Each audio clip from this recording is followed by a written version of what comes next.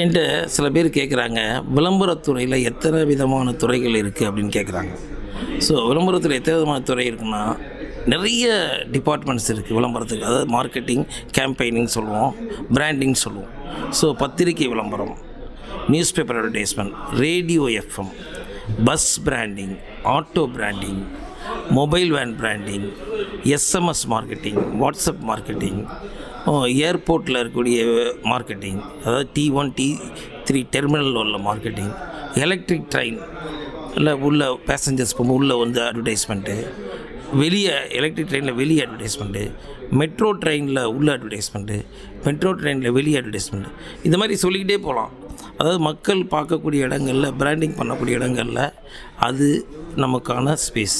So விளம்பர agency ஆரம்பிக்க நினைக்கிறவங்க கண்டிப்பாக இந்த மாதிரி இதெல்லாம் எக்ஸ்ப்ளோர் பண்ணி, ஸோ அவங்களுக்கு இல்லை எங்கிட்ட கேட்டால் கூட எங்களுடைய ரைட்ஸ்லாம் நாங்கள் கொடுக்க முடியும், சப்போர்ட் பண்ண முடியும்.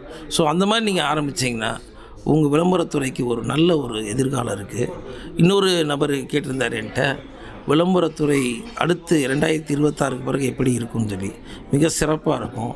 ஸோ இன்றைக்கி ஒரு பொருள் விற்கணும் அப்படின்னா, இன்றைக்கி இல்லை என்றைக்குமே அதுதான், பிராண்டிங் தான் முக்கியம். பிராண்டிங் இருந்தால் தான் நீங்கள் வந்து ஒரு பொருளையோ, நல்ல பொருள் தயார் பண்ணியிருந்தால் கூட அந்த நல்ல பொருளை மக்கள்கிட்ட போய் சேர்க்கணுன்னா பிராண்டிங் வேணும். விளம்பரம் இல்லையே வியாபாரம் இல்லை. விளம்பரங்கிறது முன்னேற்றமான ஒரு விஷயம்.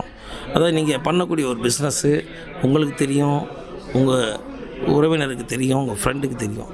மாஸ் மீடியாவில் மக்களுக்கு தெரியணும்னா என்ன மாதிரி ஒரு விளம்பர ஏஜென்சி நீங்கள் காண்டாக்ட் பண்ணால் தான் மாஸ் மீடியாவில் மக்கள்கிட்ட போய் அது சென்றடையும். நன்றி.